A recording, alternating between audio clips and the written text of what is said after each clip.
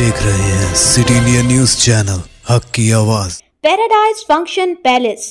Paradise function palace महबूब नगर। राहुल गांधी ने महबूब नगर जिला कोल्हापुर में मुनक्किदा जलसे-आम से खिताब करते हुए कहा कि 10 बरसों में केसीआर हुकूमत ने जो दौलत लूटी है उसे कांग्रेस आवाम की जेब में मुंतकिल करने का अज़्म रखती है और इंतखाबात के बाद तेलंगाना में हकीकी आवामी हुकूमत कायम होगी और आवाम का सच्चा ख्वाब पूरा होगा।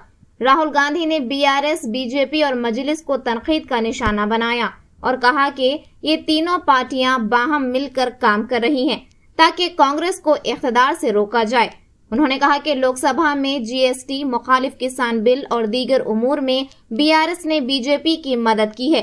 केसीआर की बीजेपी से मुफाहमत का हवाला देते हुए राहुल गांधी ने कहा कि अपोजिशन चीफ मिनिस्टर्स के खिलाफ सीबीआई, ईडी और इनकम टैक्स मुकदमा दर्ज हैं, लेकिन केसीआर के खिलाफ एक भी मुकदमा दर्ज नहीं किया गया, जो इस बात का सबूत है कि इन तीनों पार्टियों का अहम मकसद कांग्रेस को तेलंगाना में इख्तिदार से रोकना है। भाइयों और बहनों, सबसे जरूरी बात, यहां पे लड़ाई बीआरएस और कांग्रेस के बीच में है। बीआरएस, बीजेपी और एमआईएम एक साथ काम कर रहे हैं। लोकसभा में बीजेपी की पूरी मदद आपके चीफ मिनिस्टर करते हैं। जीएसटी, किसान बिल, पूरा का पूरा समर्थन आपके चीफ मिनिस्टर ने बीजेपी को दिया।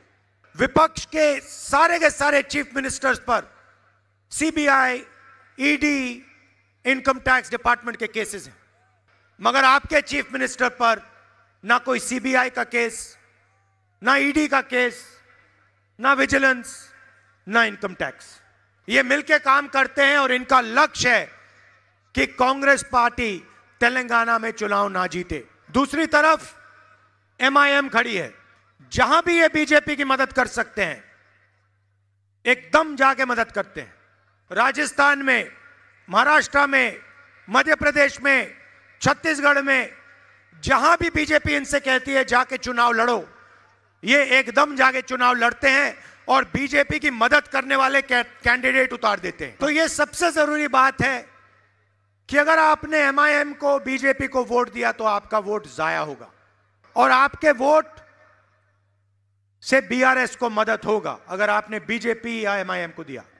बीआरएस से हम यहां लड़ रहे हैं, बीजेपी से हम बाकी देश में लड़ रहे हैं और पहले हम बीजेपी को यहां हराएंगे और फिर जाके दिल्ली में 2024 में वहां पे बीजेपी को हराएंगे, सरकार से निकालेंगे।